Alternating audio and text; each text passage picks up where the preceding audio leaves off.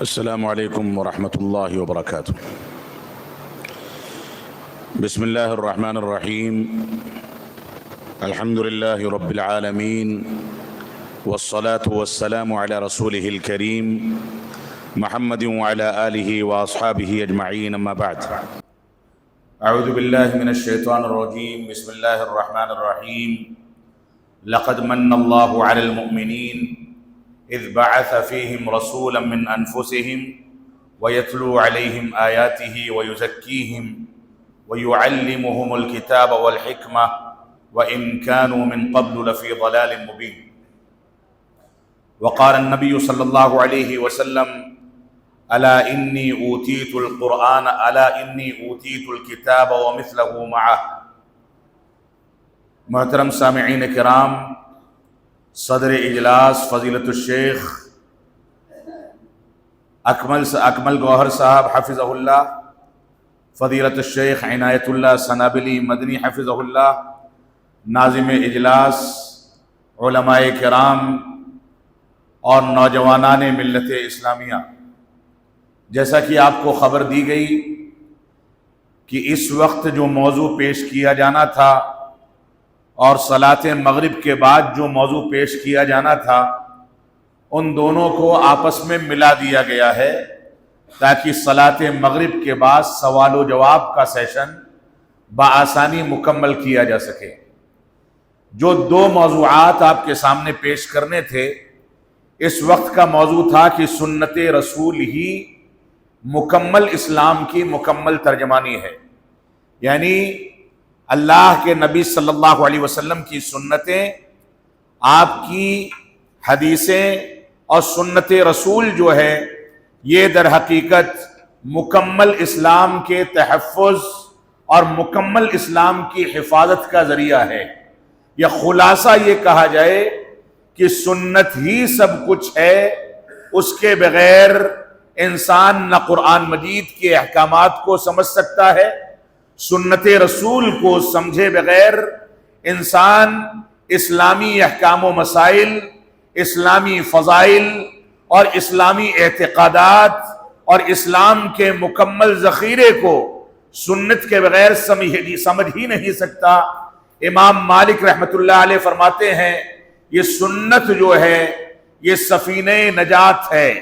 جو اس میں سوار ہو گیا وہ کامیاب ہو گیا، اور جو اس سے علیحدگی اختیار کر لے گا وہ ہلاک ہو جائے گا، ڈوب جائے گا اور تباہی اس کا مقدر ہوگی۔ تو سنت رسول وہ ذخیرہ ہے، وہ قیمتی سرمایہ ہے کہ جب رسول اکرم صلی اللہ علیہ وسلم غار حرا میں مولائے حقیقی کی تلاش کے لیے مسلسل بیٹھنے لگے اور رب کائنات کے حکم سے جبریل امین علیہ السلام آپ کے پاس آتے ہیں اور سینہ دبا کر کے کہتے ہیں کہ اقرأ بسم ربک الذی خلق، اے اللہ کے نبی صلی اللہ علیہ وسلم آپ پڑھیے اس رب کے نام سے جس نے آپ کو پیدا کیا ہے۔ تو آپ نے کیا فرمایا؟ آپ نے فرمایا ما انا بقاری، میں پڑھا لکھا نہیں ہوں تو کیا پڑھوں؟ تو جہاں ایک جانب قرآن مجید کی پہلی آیت کریمہ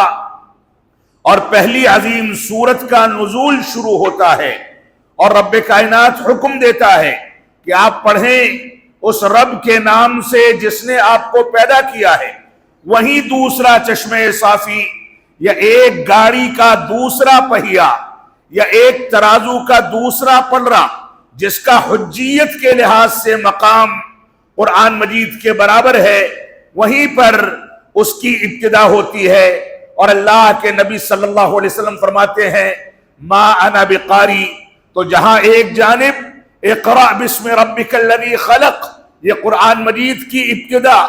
اور اس کے نزول کی ابتدا تھی، وہیں دوسری جانب ما انا بقاری یہ رسول اکرم صلی اللہ علیہ وسلم کی مقدس زبان سے نکلا ہوا وہ پہلا کلمہ تھا جس کو سنت رسول اور حدیث رسول کے نام سے موسوم کیا گیا۔ اگر کوئی شخص سنت رسول کو قرآن مجید سے الگ کرنا چاہے یا قرآن مجید کو سنت رسول سے الگ کر کے سمجھنا چاہے تو وہ گمراہ ہے، کیونکہ قرآن مجید کا حجیت کے لحاظ سے جو مقام ہے وہی مقام سنت رسول کا ہے۔ کئی بار ایسا ہوتا ہے کہ سنت رسول کے ذریعے قرآن مجید کی آیت کو منسوخ کر دیا جاتا ہے، کئی بار ایسا ہوتا ہے کہ سنت رسول میں قرآن مجید کی تفصیلات کا تذکرہ کیا جاتا ہے۔ قرآن مجید بار بار کہتا ہے کہ اللہ رب العالمین کے لیے نماز کی ادائیگی کی جائے، اقیموا الصلاۃ وآتوا الزکاۃ، اقیموا الصلاۃ وآتوا الزکاۃ، نماز قائم کرو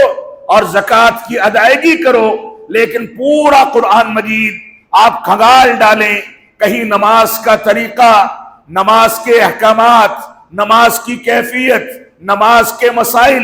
آپ کو قرآن مجید کے اندر نہیں ملنے والے۔ قرآن مجید ہم کو حکم دیتا ہے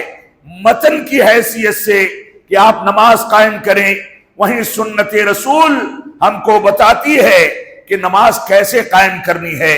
اللہ اکبر کب کہنا ہے، ہاتھ کب اٹھانا ہے، ہاتھ سینے پر کس انداز سے باندھنا ہے،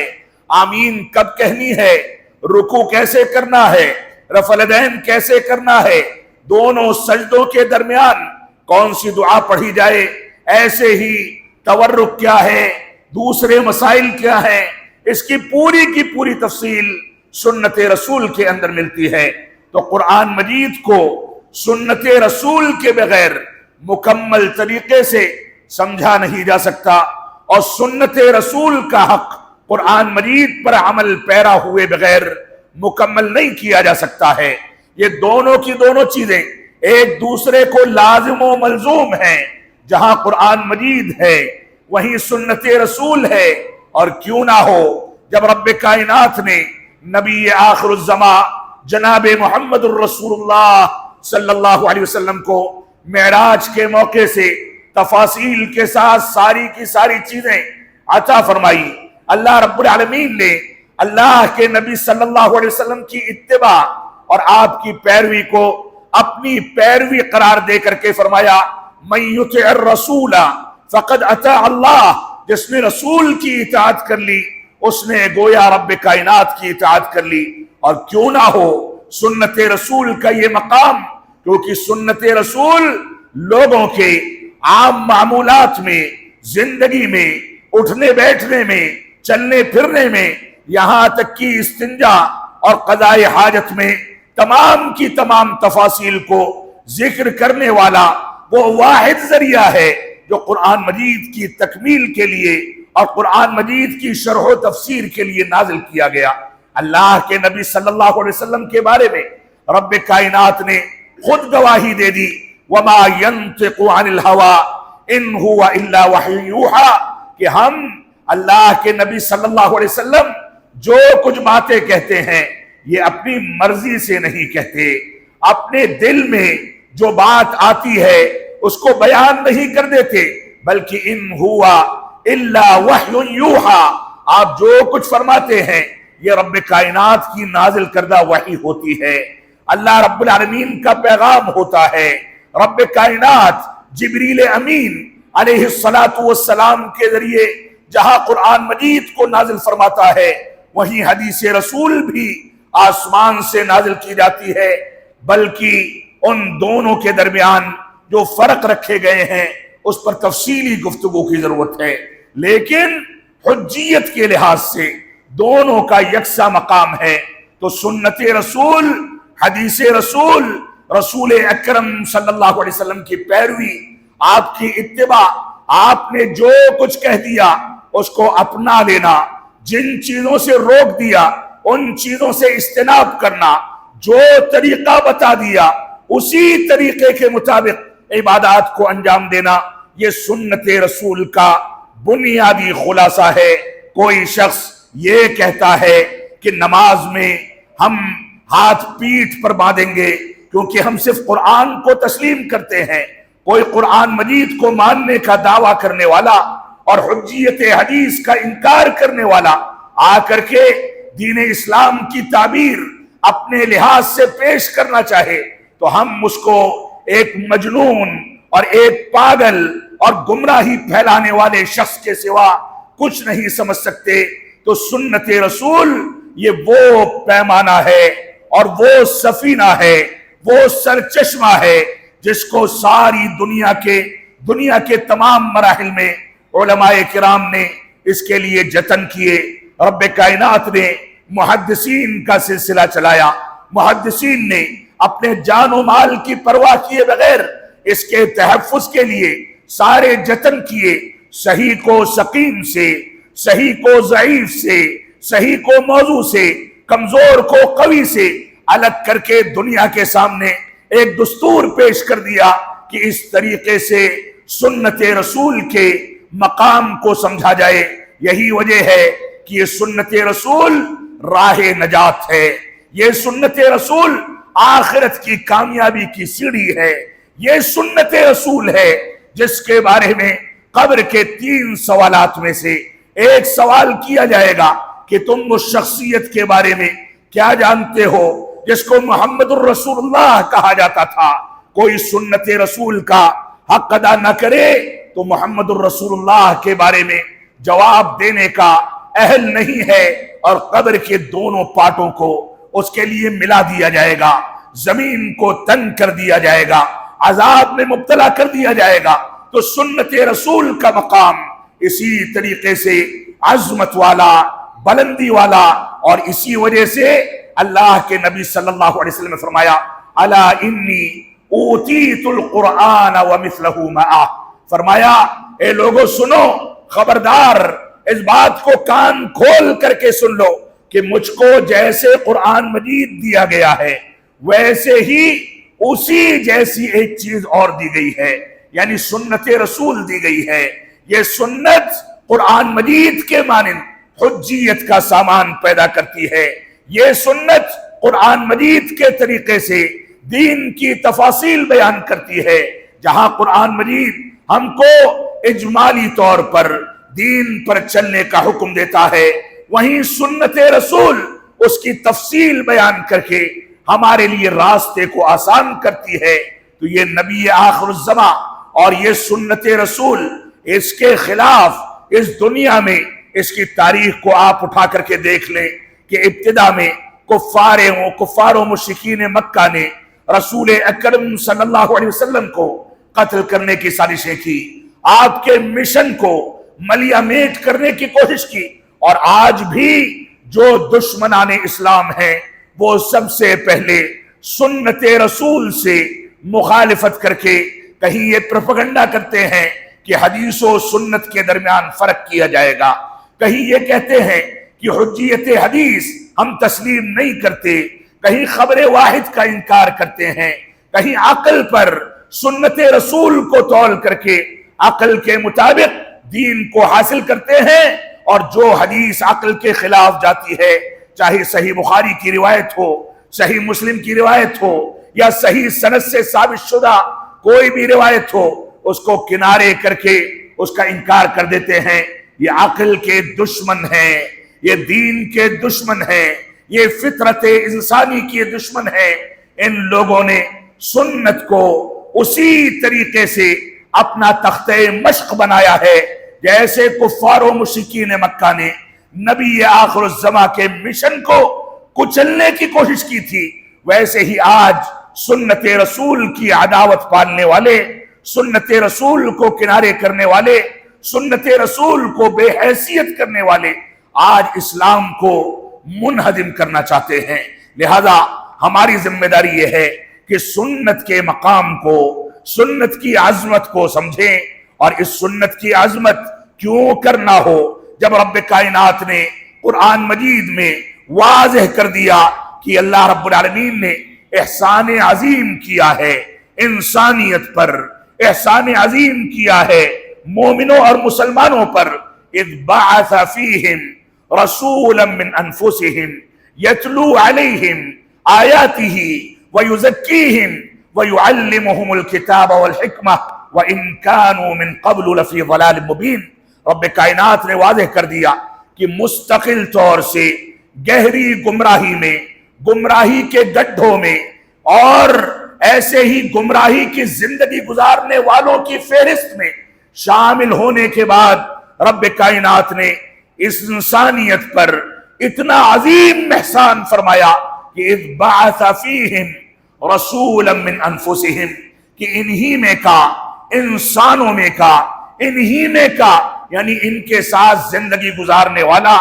اور عام انسانوں کے طریقے سے ماں باپ کے ملاپ کے نتیجے میں دنیا میں پیدائش پانے والا، بازاروں میں چلنے والا، استنجا اور قضاء حاجت کرنے والا، نیند آنے پر نیند کو پورا کرنے والا، ضرورت پڑنے پر شادی بیاہ کرنے والا، بھوکا ہونے والا، پیاسا ہونے والا، انہی میں کا ایک نبی بھیجا جو نبی آ کر کے ان کو راہ ہدایت دیتا ہے۔ رب کائنات نے اس نبی کی بعثت کو مومنوں کے لیے احسان عظیم قرار دیا ہے، اور احسان عظیم کیوں نہ ہو جو نبی لیٹنے کا طریقہ بتاتا ہو کہ بائیں نہیں داہنے کروٹ لیٹا جائے، جو نبی استنجا اور قضاء حاجت کا طریقہ بتاتا ہو تاکہ انسان کو بیماریاں نہ دبوچ لے، جو نبی کھانے پینے کے آداب بتاتا ہو تاکہ انسان صحت و تندرستی کے ساتھ زندگی گزار سکے، جو نبی چلنے پھرنے کے آداب بتاتا ہو، لوگوں سے معاملات کرنے کا طریقہ اور سلیقہ سکھاتا ہو، جو نبی شادی بیاہ کے احکامات بتاتا ہو، وہ نبی اس امت اسلامیہ کا محسن عظیم ہے۔ اس نبی کی یہ کیفیت ہے کہ جب بعض صحابہ کرام سے کفار و مشرکین نے یہ سوال کر لیا کہ تمہارا نبی کیسا تھا کہ وہ استنجا اور قضاء حاجت کا طریقہ بھی بتاتا تھا، تو صحابہ کرام نے یک زبان ہو کر کے کہا کہ ہاں، ہمارا نبی ہمارے لیے محسن عظیم تھا، وہ بتاتا تھا کہ کیسے استنجا کرنا ہے، کیسے قضاء حاجت کی تکمیل کرنی ہے، وہ بتاتا تھا کہ زندگی کیسے گزارنی ہے۔ یہ نبی آخر الزمان، محسن انسانیت، یہ نبی آخر الزمان جناب محمد الرسول اللہ صلی اللہ علیہ وسلم اس دنیا میں انسانیت کے لیے محسن عظیم بنا کر کے مبعوث کیے گئے۔ یہی وجہ ہے کہ آپ نے اپنی امت کی رہنمائی کے لیے ساری تفاصیل کا تذکرہ کر دیا، یہاں تک فرمایا کہ بہتی نہر پر اگر تم لوگ بیٹھے ہو تو وہاں بھی پانی کا اسراف نہ کیا جائے۔ اس نے یہاں تک بتایا کہ انسان کو سونا کیسے ہے، بیدار کیسے ہونا ہے، چلنا کیسے ہے، معاملات کیسے کرنی ہیں، تجارت کے آداب اور احکام کیا ہیں، حج بیت اللہ کے مسائل کیا ہیں، عبادات، عقائد، مسائل، فضائل، معاملات، تمام کی تمام چیزوں کی تفاصیل اس نبی نے بتا دی۔ اس نبی نے بتایا کہ رب کائنات نے پاکیزہ چیزوں کو تمہارے لیے کھانے پینے کے لیے حلال کیا ہے۔ اگر وہ نبی یہ تفاصیل نہ بتاتا، ہم ہر چیز کھاتے تو بیماریاں پال کر کے اس دنیا سے تباہ و برباد ہو جاتے۔ اس نبی نے بتایا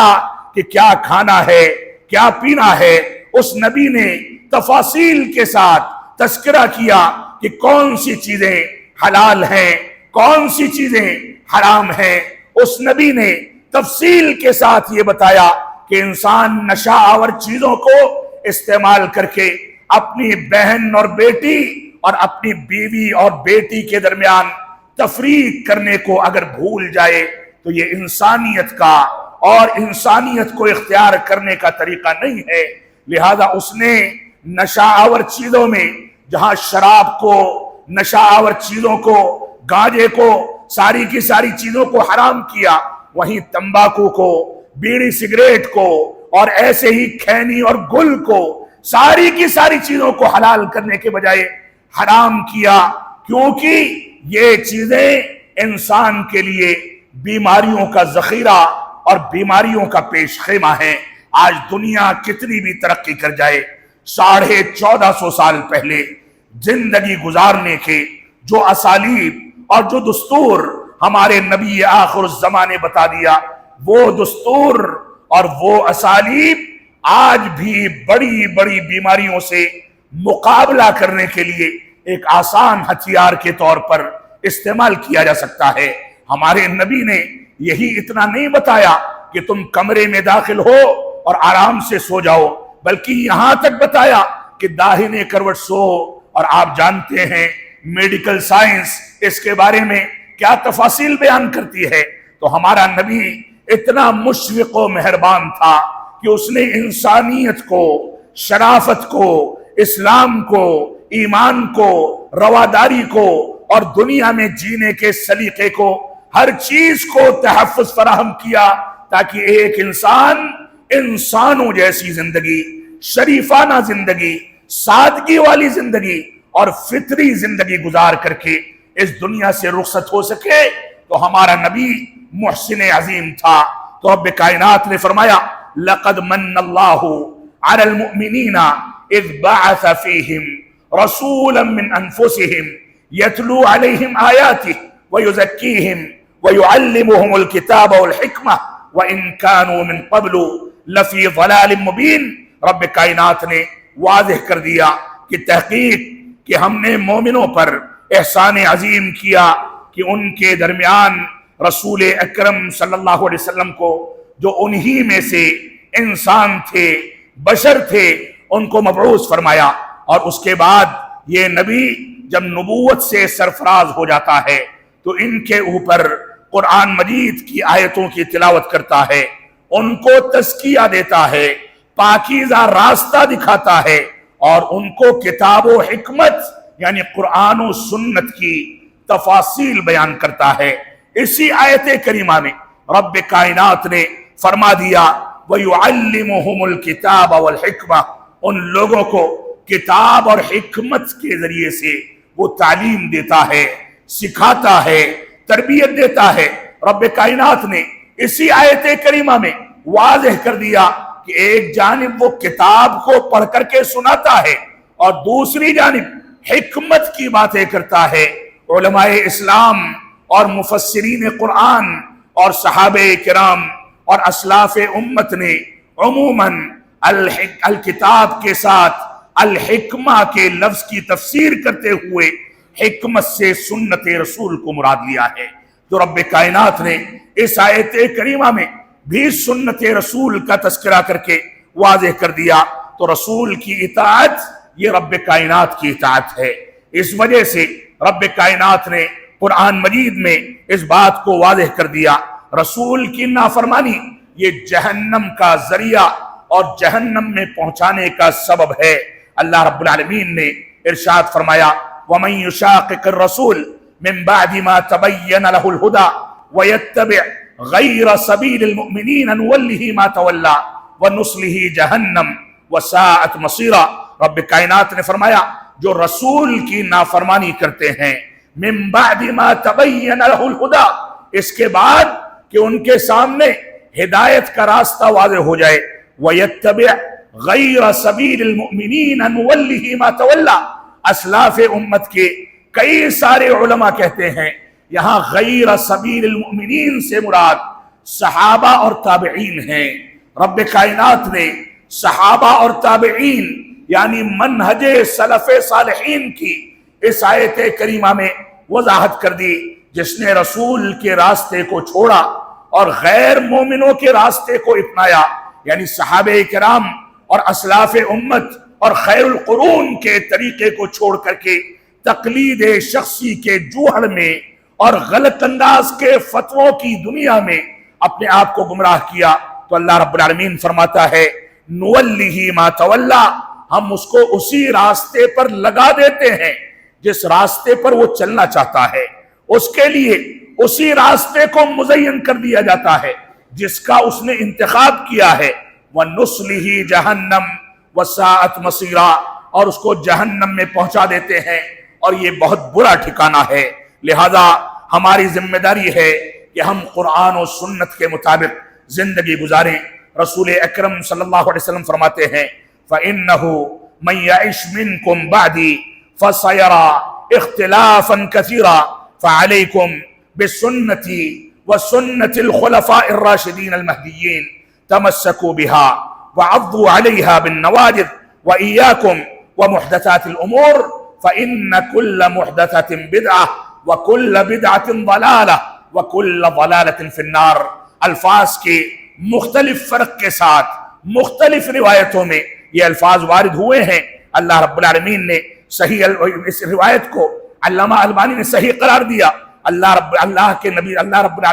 علیہ وسلم نے فرمایا، اے لوگوں سنو، میرے بعد جو بھی زندگی گزارے گا اور زندگی گزار کر کے وہ دیکھے گا کہ اس کو اختلافات ملیں گے، نماز کے طریقے میں، عقیدے کے مسائل میں، حج بیت اللہ کے مسائل میں، صلاۃ تراویح میں، نکاح میں، دوسرے مسائل میں اس کو اختلافات ملیں گے۔ اللہ کے نبی صلی اللہ علیہ وسلم نے فرمایا، فعلیکم بسنتی، اے لوگو جب اختلافات ہو جائیں تو میری سنت کو اپنا لینا۔ ایک حنفی مسلک کو ماننے والا اختلاف کی صورت میں اپنے امام ابو حنیفہ رحمۃ اللہ علیہ کے اقوال کو تلاش کرتا ہے، ان کے فتووں کو تلاش کرتا ہے۔ ایک حنبلی امام احمد بن حنبل رحمۃ اللہ علیہ کے طریقے کو تلاش کرتا ہے۔ ایک مالکی اپنے امام مالک رحمۃ اللہ علیہ کے اقوال کو تلاش کرتا ہے۔ ایک شافعی امام شافعی رحمۃ اللہ علیہ کے فتووں کو تلاش کرتا ہے، جبکہ یہ آیت کریمہ واضح طریقے سے فیصلہ کرتی ہے کہ تمہارے درمیان اگر اختلاف ہو جائے، نماز کے طریقے میں اختلاف ہو، حج بیت اللہ کے طریقے میں اختلاف ہو، کسی بھی چیز میں اختلاف ہو جائے، تو ایسی صورت میں فَعَلَيْكُمْ بِسُنَّتِي وَسُنَّتِ الْخُلَفَاءِ الرَّاشِدِينَ الْمَهْدِيِّينَ، ان لوگوں کی یعنی ائمہ اربعہ کی پیدائش سے بہت پہلے رب کائنات نے جس دین کی تکمیل کر دی تھی، جب نہ ابو حنیفہ پیدا ہوئے تھے، نہ امام مالک پیدا ہوئے تھے، نہ شافعی، نہ احمد بن حنبل رحمہم اللہ اجمعین، ان میں سے کوئی پیدا نہیں ہوا تھا۔ شیخ الاسلام علامہ ابن تیمیہ رحمۃ اللہ علیہ فرماتے ہیں، اصل دین اہل سنت والجماعت کا وہی ہے جو ان چاروں ائمہ کی پیدائش سے پہلے مکمل کر دیا گیا تھا۔ یہ دین وہ تھا جس کو صحابہ کرام نے اپنے نبی سے حاصل کر کے دنیا کے سامنے پیش کیا تھا۔ جو اس میں کسی انداز کا اختلاف کرے، اس سے روگردانی کرے، اس سے کنارہ کشی کرے، وہ مبتدع ہے، بدعتی ہے، گمراہ ہے، اور گمراہی کا نتیجہ جہنم ہے۔ لہذا ہماری ذمہ داری ہے کہ جب ہمارے درمیان اختلاف ہو، کسی بھی چیز میں اختلاف ہو جائے، تو اللہ کے نبی صلی اللہ علیہ وسلم کا یہ فرمان ہے، فَعَلَيْكُمْ بِسُنَّتِي وَسُنَّتِ الْخُلَفَاءِ الرَّاشِدِينَ الْمَهْدِيِّينَ، اے لوگوں سنو، تم سنت کو اپنا لو اور میرے صحابہ کے طریقے کو اپناؤ، کیونکہ صحابہ کرام سنت رسول سے ہٹ کر کے کوئی بات نہیں کرتے۔ صحابہ کرام سنت رسول اور قرآن مجید کے حقیقی مفہوم پر ایسی تربیت حاصل کر چکے تھے کہ ان لوگوں کی زندگی میں دینی امور میں کوئی غلطی کبھی ظاہر ہو ہی نہیں سکتی تھی، اور اگر شخصی طور پر کبھی کوئی غلطی کسی سے ہو گئی تو صحابہ کرام نے اس کی اصلاح کر دی۔ اس وجہ سے تمہاری ذمہ داری ہے کہ تم سنت کے ذریعے اپنے اختلافات کو ختم کرو۔ تمہاری ذمہ داری ہے کہ ان ہدایت یافتہ خلفائے راشدین جو ہدایت یافتہ ہیں، جن کو ہدایت یافتہ رب کائنات نے قرار دیا، جن کو جنت کی بشارتیں رب کائنات نے سنائی، جو خلفائے راشدین ہمارے نبی کے اہل بیت میں شامل تھے، کسی کی بیٹی آپ کے پاس، کسی کا کوئی رشتہ دار آپ کے پاس، آپس میں رشتہ داریاں قائم کی گئی تھیں، تو ان لوگوں کی سنتوں کو تم اختیار کر کے چلو۔ اور اس کے بعد فرمایا وَعَضُّوا عَلَيْهَا بِالنَّوَاجِذِ، اے لوگوں سنو، اسی طریقے کو داڑھ کے دانتوں کے ساتھ مضبوطی کے ساتھ تھام لو۔ اور آگے فرمایا وَإِيَّاكُمْ، خبردار، سن لو، کان کھول کر کے اپنے ذہن و دماغ میں اس کو خبردار کر کے یہ بات بیٹھا لو، فَعَلَيْكُمْ وَإِيَّاكُمْ وَمُحْدَثَاتِ الْأُمُورِ، کہ دین میں نئی نئی باتیں جو ایجاد کی جاتی ہیں ان سے اپنے آپ کو بچاؤ، کیونکہ ہر نئی چیز جو دین میں ایجاد کی جائے یہ گمراہی ہے۔ ہر گمراہی یہ جہنم میں لے جانے والی ہے، اس وجہ سے تم ان چیزوں سے اپنے آپ کو بچاؤ۔ علامہ بربہاری رحمت اللہ علیہ معروف امام اور منہج سلف کے معروف محافظ اس دنیا کے اندر گزرے ہیں، فرماتے ہیں، کہتے ہیں اپنی کتاب کے اندر سنہ کے اندر، اعلموا ان الاسلام هو السنہ، اے لوگو سنو، اسلام یہ سنت کا دوسرا نام ہے، والسنت ہی الاسلام، اور سنو سنت ہی اسلام ہے، اور ایک دوسرے کو اگر ایک دوسرے کے بغیر قائم کیا جائے تو یہ ممکن نہیں ہے۔ سنت کے بغیر اسلام مکمل نہیں ہو سکتا، اسلام کے بغیر سنت مکمل نہیں ہو سکتی، یہ دونوں کی دونوں چیزیں ایک دوسرے کو لازم و ملزوم ہیں، لہذا سنت کے مطابق تم لوگ زندگی گزارو۔ رب کائنات نے جہاں فرمایا انا نحن نزلنا الذکر وانا لہ لحافظون، کہ ہم نے اس دنیا میں ذکر کو نازل کیا ہے اور ہم ہی اس کی حفاظت کرنے والے ہیں، مفسرین کے راجح قول کے مطابق، علماء سلف کے اجماع کے مطابق اس ذکر کے اندر سنت رسول بھی شامل ہے۔ جہاں رب کائنات نے قرآن مجید کی حفاظت کی ذمہ داری لی ہے،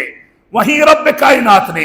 سنت رسول کی حفاظت کی بھی ذمہ داری لی ہے۔ دنیا کی تاریخ پر اگر آپ نظر ڈالیں، رسول اکرم صلی اللہ علیہ وسلم کے عہد مبارک سے لے کر کے آج تک اسلام کو جس انداز سے مختلف حربوں کے ذریعے نشانہ بنایا جاتا ہے، لیکن اس کے باوجود سنت کی حفاظت ہر دور میں کرنے والے علماء کرام پیدا ہوتے رہے۔ دنیا ان کی مخالفت کرے، ان کو نقصان پہنچانا چاہے تو نقصان نہیں پہنچا سکتی، اور رسول اکرم صلی اللہ علیہ وسلم نے اسی کے بارے میں پیشین گوئی فرمائی تھی کہ لا تزال طائفۃ من امتی ظاہرین علی الحق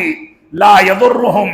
من خذلهم ولا من خالفهم، فرمایا تھا کہ میری امت میں ایک گروہ ہمیشہ ایسا باقی رہے گا، قیامت تک ایسا باقی رہے گا، جو دین کی حفاظت کرتا رہے گا، دین کو تحفظ فراہم کرتا رہے گا۔ ان کو نقصان پہنچانے والے چاہے اخوانیت کی طاقتوں کے ذریعے، سروریت کی طاقتوں کے ذریعے، عقلانیت کی طاقتوں کے ذریعے، ماتریدیت کی طاقتوں کے ذریعے، تقلید شخصی کے ذریعے، دنیا کے سارے ہتھیار اور سارے امکانات ان کی جانب گھما کر کے ان کو نقصان پہنچانا چاہیں، تو ہمارا اعتقاد ہے، ہمارا بھروسہ ہے، ہم اس بات پر مکمل ایمان رکھتے ہیں کہ لا یضرهم من خالفهم ولا من خذلهم، ان کو نقصان پہنچانے والے کبھی نقصان نہیں پہنچا سکتے، ان کی مخالفت کرنے والے اپنی مخالفت میں کبھی کامیاب نہیں ہونے والے، کیونکہ اس ذکر کو، سنت رسول کو محفوظ کرنے کی ذمہ داری رب کائنات نے قرآن مجید کے ساتھ اپنے ہاتھ میں لے رکھی ہے۔ اس نے یہ اعلان کر دیا ہے کہ ہم نے ہی اس قرآن و سنت کو نازل کیا ہے اور ہم ہی اس کی حفاظت کرنے والے ہیں۔ یہ دور آپ تاریخ اسلام کا دور دیکھ لیں، سنت رسول کی حفاظت کے لیے صحابہ کرام نے کون سے جتن تھے جو نہیں کیے ہوں سنت رسول کی حفاظت کے لیے۔ تابعین، تبع تابعین، ائمہ محدثین، اور اس دور سے لے کر کے آج تک محدثین کی، علماء اہل حدیث کی، علماء حق کی جو تاریخ رہی ہے، وہ پوری کی پوری تاریخ اسی دین کو اور اسی سنت کو محفوظ کرنے کے لیے ان لوگوں نے دنیا کے سامنے پوری دلیری کے ساتھ پیش کی ہے۔ تو یہ سنت، یہ حقیقت میں اسلام کا دوسرا نام ہے، یہ سنت مکمل اسلام ہے، اس میں کسی انداز کا تساہل یا کسی انداز کی خیانت اس کو برداشت نہیں کیا جا سکتا۔ حدیث و سنت میں تفریق کا فتنہ ہو، محدثین پر کلام کرنے کا فتنہ ہو، امام بخاری کی کتاب صحیح بخاری کو یا دواوین سنت کو مجروح قرار دینے کا یا اس پر کلام کرنے کا فتنہ ہو، حدیث کی تدوین کے بارے میں غلط افکار کے فتنے ہوں، انکار حدیث کا فتنہ ہو، حجیت حدیث کے انکار کا فتنہ ہو، اہل قرآن کا فتنہ ہو، احادیث کو ہوا پرستی کے لیے استعمال کرنے اور اپنی مرضی سے اس کی توجیہ و تعویل کرنے کا فتنہ ہو، اپنی عقل کو حدیث پر اہمیت دینے اور فوقیت دینے کا فتنہ ہو، صحابہ کرام کو غیر فقیہ قرار دینے کا فتنہ ہو، اور جو بھی فتنے ہوں یہ سارے کے سارے فتنے ہر دور میں پورے شد و مت کے ساتھ اٹھانے کی کوششیں کی گئی۔ سوشل میڈیا کے جو معروف اکاؤنٹس ہیں یہ دشمنان اسلام کے ہاتھ کیا کھلونا ہے، ان کی ٹی آر پی، ان کے ویوز، ان کے لائکس یہ ہم سے زیادہ ہوا کرتے ہیں، لیکن اس کے باوجود سنت رسول کی حفاظت کی ذمہ داری اس اقلیت کے ساتھ، ان چند لوگوں کے ساتھ، ان گنے چنے لوگوں کے ساتھ جن کو انگلیوں پر گنا جا سکتا ہے، جو ہمیشہ مطعون رہے، ہمیشہ ان کے اوپر اتہام تراشی کی گئی، ان کو بدنام کیا گیا، اس کے باوجود سنت رسول کی حفاظت کے لیے رب کائنات نے ان کو جو توفیق دی ہے، رب کائنات سے ہم بھیک مانگتے ہیں، دعا کرتے ہیں، اے رب کائنات ہم کو اس کی مزید توفیق عطا فرما، اس پر استحکام کی توفیق عطا فرما، اس کی خدمت کی توفیق عطا فرما۔ یہ سب سے عظیم شرف ہے کہ سنت رسول کے احیاء کے لیے، سنت رسول کی دعوت و تبلیغ کے لیے، سنت رسول کی نشر و اشاعت کے لیے، سنت رسول کے مطابق لوگوں کو قریب بلانے، مسجدوں سے جوڑنے کے لیے جو طبقہ کام کرتا ہے، رب کائنات کی نظر میں سب سے مقدس اور سب سے زیادہ شرف والا طبقہ ہے۔ رب کائنات ہم کو بھی اس میں شامل فرمائے۔ لہذا جو بھی فتنے اٹھتے ہیں ان فتنوں سے ہم کو بچنا ہے۔ خطاب کا دوسرا موضوع جو تھا اہل بدعت کے ساتھ اسلاف امت کا وتیرہ، اس پر اختصار کے ساتھ گفتگو کر کے میں اپنے خطاب کو سمیٹوں گا۔ سب سے پہلی بات یہ ہے کہ بدعات و خرافات جو دین میں ثواب کی نیت سے دین کی جانب منسوب کر کے نیکی کی نیت سے نئی باتیں ایجاد کر لی جاتی ہیں، جبکہ ان باتوں کا، ان مسائل کا قرآن و سنت یا صحابہ کرام کے اقوال سے کوئی ثبوت نہیں ملتا، ان کو بدعت کہا جاتا ہے۔ بدعت اس کی سب سے بڑی خرابی یہ ہے کہ بدعتی رسول اکرم صلی اللہ علیہ وسلم پر یہ اتہام عائد کرتا ہے کہ آپ نے نعوذ باللہ خیانت سے کام لیا ہے۔ امام مالک رحمۃ اللہ علیہ کا فرمان ہے، من ابتدع فی الاسلام بدعتا یراہا حسنتا فقد زعم ان الرسول صلی اللہ علیہ وسلم قد خان۔ جس نے دین میں کوئی نئی بات ایجاد کی اور اس نئی بات کو وہ کار ثواب سمجھتا ہے، دین کا حصہ سمجھتا ہے، تو گویا وہ یہ زعم کرتا ہے نعوذ باللہ من ذالک کہ اللہ کے نبی صلی اللہ علیہ وسلم نے دین میں خیانت کی ہے، کیونکہ رب کائنات کا فرمان ہے الیوم اکملت لکم دینکم واتممت علیکم نعمتی ورضیت لکم الاسلام دینا۔ رب کائنات نے واضح کر دیا کہ ہم نے آج دین اسلام کو مکمل کر دیا، نعمت اسلام کی تکمیل کر دی، اسلام کو پسندیدہ دین قرار دے دیا۔ لہذا اس آیت کریمہ کے نزول کے بعد دین کے نام پر کوئی نئی بات ایجاد کی گئی اور اس کو اسلام کی جانب منسوب کیا گیا تو گویا ہم نے یہ اتہام لگایا کہ رسول اکرم صلی اللہ علیہ وسلم نے اس چیز کو چھپا لیا تھا اور ہم دین کے نام پر پیش کر رہے ہیں۔ اللہ کے نبی صلی اللہ علیہ وسلم کا یہ عالم تھا، حجۃ الوداع کے موقع سے صحابہ کرام کو مخاطب کر کے آپ نے فرمایا، سنو اس بات کی گواہی دو کہ میں نے تم تک دین اسلام مکمل کر دیا، دین اسلام پہنچا دیا، دین کی امانت کی تکمیل کر دی، گواہی دو۔ کیا تم لوگ گواہی دیتے ہو؟ صحابہ کرام نے یک زبان ہو کر کے کہا کہ ہاں آپ نے امانت کی تکمیل کر دی۔ رسول اکرم صلی اللہ علیہ وسلم نے آسمان کی جانب چہرہ اٹھا کر کے فرمایا، اے رب کائنات تو گواہ رہنا، اے رب کائنات تو گواہ رہنا، اے رب کائنات تو گواہ رہنا کہ میں نے دین کو مکمل کر دیا ہے، یہ کیفیت تھی، امانت داری کا یہ جذبہ تھا، امانت کو مکمل کرنے اور اس کی تکمیل کا یہ جذبہ تھا، تو رسول اکرم صلی اللہ علیہ وسلم سے یہ کیسے ممکن ہے کہ آپ دین کے نام پر کوئی بات امت اسلامیہ کے سامنے پیش نہ کریں، اور آج دین کا شعور نہ رکھنے والا ایک بدعتی کوئی بات اٹھا کر کے ایجاد کر لے، اسلام کی جانب، اللہ رب العالمین کی جانب اور رسول اکرم صلی اللہ علیہ وسلم کی جانب وہ جھوٹ کی نسبت کر کے اپنی بات کو تقویت دینا چاہے، تو گویا وہ خیانت کا اتہام لگاتا ہے کہ اللہ کے نبی صلی اللہ علیہ وسلم نے خیانت سے کام لیا ہے۔ بدعتی کا ہر عمل مردود ہوتا ہے، کیونکہ اللہ کے نبی صلی اللہ علیہ وسلم نے فرمایا من عمل عملا لیس علیہ امرنا فہو رد، جس نے کوئی کام کیا جس پر ہماری دلیل اور ہمارا حکم موجود نہیں ہے تو وہ عمل مردود مانا جائے گا۔ بدعتی توفیق سے محروم کر دیا جاتا ہے، بدعتی کو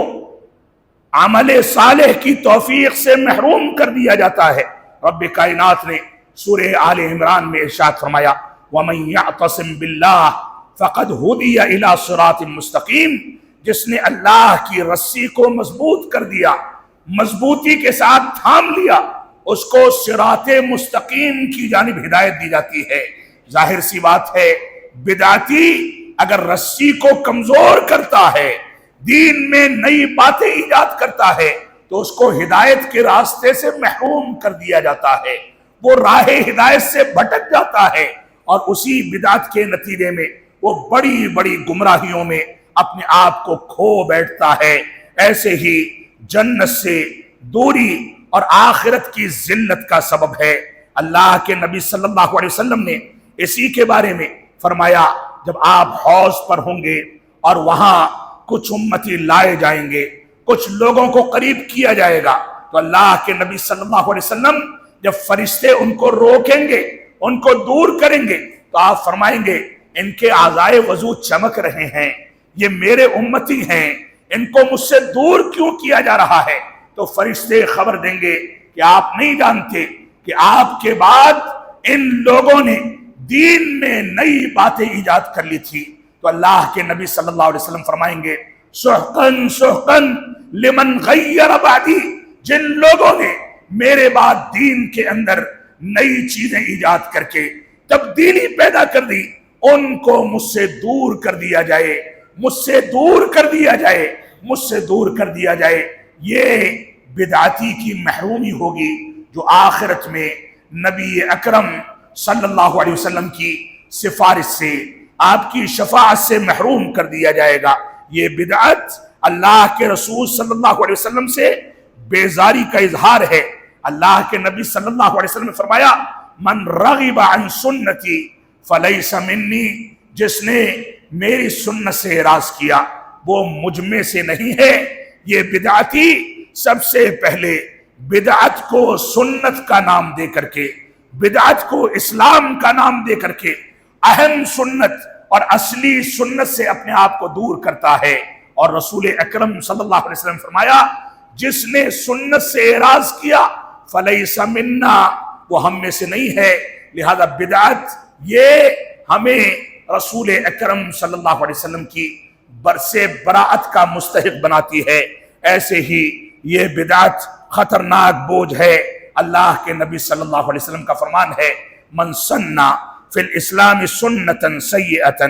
کان علیہ وزرها ووزر من عمل بها من غیر ان ینقص من اوزارهم شیء۔ صحیح مسلم کی روایت ہے، اللہ کے نبی صلی اللہ علیہ وسلم فرماتے ہیں کہ جس نے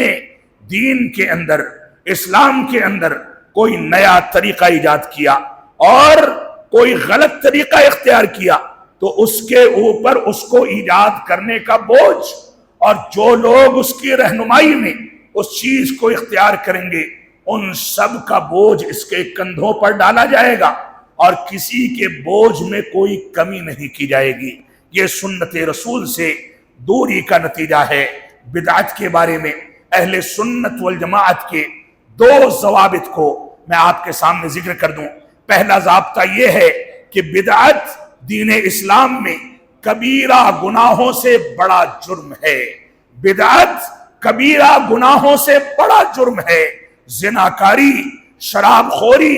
بدعت کے مقابلے میں کمتر چیزیں ہیں، ان چیزوں سے انسان نجات پا جاتا ہے، توبہ کر لیتا ہے، لیکن بدعت کے نتیجے میں کیونکہ نیکی سمجھ کر کے، سنت سمجھ کر کے، اسلام اور کار ثواب سمجھ کر کے وہ اس چیز کو انجام دیتا ہے تو اس میں اندر گم ہوتا چلا جاتا ہے، اس میں نئے نئے طریقے اور نئی نئی چیزیں ایجاد کرتا چلا جاتا ہے، اور بدعت ایک دن اس کو لے جا کر کے گمراہی کے عمیق غار میں ڈھکیل دیتی ہے، پھر واپسی کے راستے بند ہو جاتے ہیں۔ تو بدعت یہ کبیرہ گناہوں سے بڑا جرم ہے۔ اور دوسرا ضابطہ اہل سنت والجماعت کا یہ ہے کہ بدعت کا خطرہ یہ اہل شبہات کا خطرہ ہے، شبہات پیدا کرنے والوں کا خطرہ یہ شہوات کے خطرے سے کہیں زیادہ بڑا ہے۔ انسان شہوات کی پیروی کر کے اپنے لیے کوئی گناہ کا کام کر لے تو اس سے توبہ کر سکتا ہے، لیکن شبہات کا شکار ہو کر کے وہ شیطان کی پیروکاری میں اتنے دور نکل جاتا ہے کہ واپسی کے راستے تقریباً مسدود ہو جاتے ہیں۔ تو اللہ کے نبی صلی اللہ علیہ وسلم اپنے تمام خطبات میں اسی وجہ سے یہ تنبیہ فرماتے تھے فَإِنَّ خَيْرَ الْحَدِيثِ کتاب اللہ، سب سے اچھی بات اللہ رب العالمین کی کتاب کی بات ہے، وَخَيْرَ الْحَدِيِ هَدِيُ مُحَمَّدٍ صلی اللہ علیہ وسلم، اور سب سے اچھی ہدایت یہ رسول اکرم صلی اللہ علیہ وسلم کی ہدایت ہے، وَشَرَّ الْأُمُورِ مُحْدَثَاتُهَا، اور سب سے زیادہ بری چیزیں یہ دین میں نئی ایجاد کردہ چیزیں ہیں، وَكُلَّ بِدْعَةٍ ضَلَالَةٍ، اور لوگوں سنو کہ ہر بدعت یہ گمراہی ہے۔ یہ صحیح مسلم کی روایت کے اندر یہ عبارت موجود ہے۔ اللہ کے نبی صلی اللہ علیہ وسلم نے ایک اور جگہ پر ارشاد فرمایا، طبرانی کی اور بیہقی کی صحیح روایت ہے، امام البانی رحمت اللہ علیہ نے اس کو صحیح قرار دیا، فرمایا اللہ کے نبی صلی اللہ علیہ وسلم نے ان اللہ حجب التوبۃ عن صاحب کل بدعۃ، کہ اللہ رب العالمین ہر بدعتی سے توبہ کے دروازے کو بند کر دیتا ہے، کیونکہ وہ توبہ کرنے کی توفیق سے بدعت کو نیکی سمجھ کر کے انجام دینے کے نتیجے میں دھیرے دھیرے دور ہوتا چلا جاتا ہے۔ وہ یہ سمجھتا ہے کہ میرے برابر عبادت کرنے والا دنیا میں کوئی موجود نہیں، وہ یہ سمجھتا ہے کہ میں سب سے زیادہ رب کائنات کا مقرب ہوں، وہ یہ سمجھتا ہے کہ میں اپنے اس طریقے کے ذریعے آخرت میں کامیاب ہو جاؤں گا، اور اسی راستے کو جو برائی کا راستہ ہے شیطان اس کے لیے مزین کر کے پیش کرتا ہے، اور وہ گمراہی کے جوہر میں پھنستا چلا جاتا ہے۔ ایسے ہی شیخ الاسلام علامہ ابن تیمیہ رحمۃ اللہ علیہ فرماتے ہیں وَلِهَذَا قَالَ أَئِمَّةُ الْإِسْلَامِ كَسُفْيَانِ الثَّوْرِي وغیرہ، فرمایا کہ سفیان ثوری اور دوسرے علماء اسلام فرماتے ہیں کہ ان البدعۃ احب الی ابلیس من المعصیہ، کہ بدعت معصیت سے زیادہ محبوب ہے شیطان اور ابلیس کو۔ ابلیس کی نظر میں بدعت زیادہ محبوب ہے، معصیت اتنی محبوب نہیں ہے، کیونکہ بدعت سے توبہ کر پانا مشکل ترین امر ہے۔ اس کی دعوت و تبلیغ کرنے والے کے لیے اس کی تلافی کر پانا ناممکن ہوتا ہے، جبکہ معصیت کے کاموں سے توبہ کر لینا یہ انسان کے لیے ممکن ہوتا ہے۔ علامہ ابن القیم رحمت اللہ علیہ فرماتے ہیں وَفُسَّاقُ أَهْلِ السُّنَّةِ أَوْلِيَاءُ اللَّهِ، اہل سنت والجماعت کے گنہگار لوگ، فاسق و فاجر لوگ جو گناہوں کو انجام دیتے ہیں، یہ ان کے بارے میں فرمایا وَعُبَّادُ أَهْلِ الْبِدْعِ أَعْدَاءُ اللَّهِ، یہ اللہ کے فرمایا ابن القیم رحمت اللہ علیہ نے کہ اہل سنت والجماعت کے فساق و فجار یہ اللہ کے ولی بن سکتے ہیں، اللہ کی ولایت اختیار کر سکتے ہیں، لیکن اہل بدعت کے وہ افراد جو کہ عبادات کو انجام دیتے ہیں، ان کا شمار عباد و زہاد میں ہوتا ہے۔ یہ اعداء اللہ، یہ اللہ رب العالمین کے دشمن ہیں۔ وقبور فساق اہل سنت روضۃ من ریاض الجنہ، فرمایا اہل سنت کے فساق و فجار کی قبریں یہ جنت کی کیاریوں میں سے ایک کیاری ہیں، کیونکہ انہوں نے جو گناہ کیا ہے اس کا تعلق شرک یا بدعت سے نہیں ہے۔ اور آگے فرمایا وعباد اہل البدع وقبور عباد اہل البدع، اور بدعتیوں کے جو عباد و زہاد ہیں ان کی قبریں جہنم کے گڈھوں میں سے ایک گڈھا ہیں۔ لہذا ہماری ذمہ داری ہے کہ ہم سنت کے مطابق زندگی گزاریں۔ بشری تقاضے سے کچھ کوتاہی ہو جائے تو اس سے توبہ و استغفار کیا جائے، اور غلط عقائد سے توبہ کر کے سنت کے مطابق زندگی کو ڈھالا جائے، یہ ہماری ذمہ داری ہے۔ ابن عمر رضی اللہ تعالیٰ عنہما جب صحابہ کرام کہیں کا سفر کرتے تھے تو قدریہ کے بارے میں فرماتے تھے کہ جب ان لوگوں سے تمہاری ملاقات ہو فاخبرہم، ان کو خبر کر دینا، انی بریء منہم وانہم براء منی، سنو ان کو بتا دینا کہ میں ان سے بری ہوں اور وہ مجھ سے بری ہیں، ہمارے اور ان کے درمیان کوئی واسطہ اور کوئی رشتہ قائم نہیں ہو سکتا۔ یہ صحیح مسلم کی عبارت ہے۔ امام بغوی رحمت اللہ علیہ نے فرمایا کہ قد مضت الصحابہ، صحابہ کرام کا دور گزر گیا، تابعین کا دور گزر گیا، ایسے ہی اتباع تابعین کا دور گزر گیا، علماء سنت کا دور گزر گیا۔ یہ سارے کے سارے لوگ صحابہ، تابعین، تبع تابعین، علماء سنت، ان سب کے سب لوگوں کا اس بات پر اتفاق تھا، اجماع تھا کہ یہ لوگ متفق تھے کہ اہل بدعت سے معادات اور دشمنی کی جائے، اہل بدعت کی مہاجرت کی جائے، ان کا بائیکاٹ کیا جائے۔ یہ سارے کے سارے لوگ ان چیزوں پر متفق تھے۔ ابو ادریس الخولانی رحمت اللہ علیہ فرماتے ہیں کہ میں اگر مسجد میں دیکھوں کہ آگ لگ گئی ہے تو مجھے یہ چیز گوارا ہو سکتی ہے، لیکن مسجد کے اندر کوئی بدعت ترویج پائے، کسی بدعت کو انجام دیا جائے، یہ مجھ کو گوارا نہیں ہے۔ مسجدیں جل جائیں گی، راکھ ہو جائیں گی تو دوبارہ سے تعمیر کر لی جائیں گی، لیکن بدعتیں اگر ان مسجدوں کے اندر پھیلائی جانے لگی تو ایمان بھی ضائع ہوگا، اسلام بھی ضائع ہوگا، اور انسان تباہی کے دہانے پر پہنچ جائے گا۔ لہذا ہماری ذمہ داری ہے کہ ہم ان چیزوں کو لے کر کے اور اس حساس مسئلے کو سمجھ کر کے چلیں۔ عوس بن عبداللہ الربعی رحمت اللہ علیہ، جو ابو الجوزہ کے نام سے معروف ہیں، فرماتے ہیں لَأَن يُجَاوِرَنِي الْقِرَدَةُ وَالْخَنَازِيرُ، اگر میں کہیں رہائش پذیر ہو جاؤں،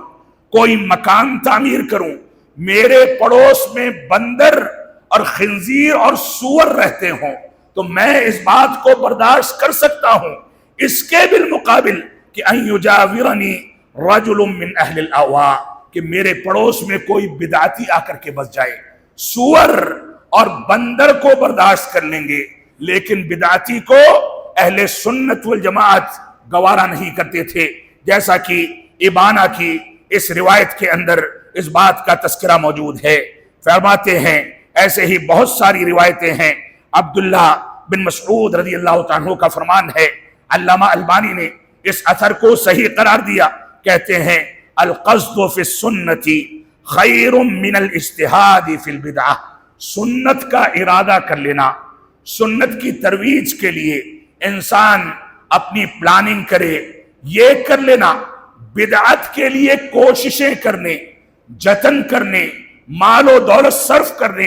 امکانات پیدا کرنے سے کہیں زیادہ بہتر ہے، کیونکہ بدعت کا جب انسان ارادہ کرتا ہے تو اس کو ثواب مل جاتا ہے۔ بدعت انسان جب سنت کا ارادہ کرتا ہے تو اس کو ثواب مل جاتا ہے، لیکن بدعت اس کو گمراہی کی طرف کھینچ کر کے لے جاتی ہے۔ علی بن نبی طالب رضی اللہ تعالیٰ عنہ فرماتے تھے لعن اللہ من آوا محدثا،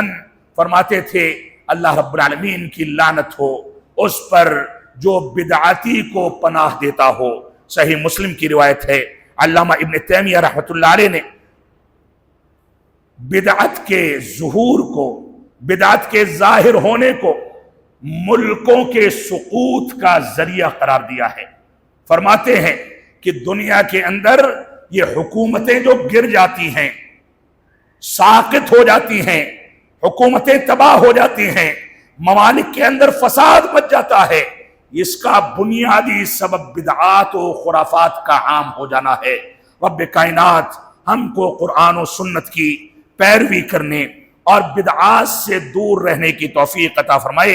अल्लाह रब्बुल आलमीन हमको तौफीक अता फरमाए कि हम कुरान और सुन्नत के मुताबिक चलें, कुरान और सुन्नत की पैरवी करें, कुरान और सुन्नत को समझ करके, उलमा से जुड़ करके उसके मुताबिक जिंदगी को ढालें और बिदआत को अपना दुश्मन समझ करके बिदआती से बराअत का,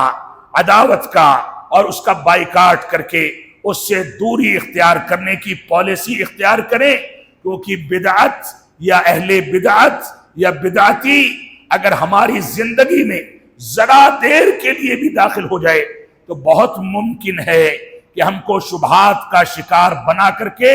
सुन्नत से दूर कर दे। आप खुलासे के तौर पर यह समझ लें कि सुन्नत ये इंसान को सैराब करने वाला साफ और शफाफ पानी है। अगर ये पानी ना मिले तो इंसान प्यास की वजह से बिलक बिलक करके तबाह बर्बाद हो जाएगा। और बिदअत इंसान को तबाह करने वाली आग है, अगर इससे दूरी इख्तियार नहीं की गई तो ये आपको जला करके राख कर देगी। रब कायनात हमको इन चीजों को समझने की तौफीक अता फरमाए। हम जब तक जिए तब तक इस्लाम पर जिए, जब हमारा खात्मा हो तो ईमान पर हो। वसल्लल्लाहु अला नबिय्यिना मुहम्मद व अला आलिहि व सहबिहि वसल्लम। वस्सलामु अलैकुम व रहमतुल्लाहि व बरकातुहू।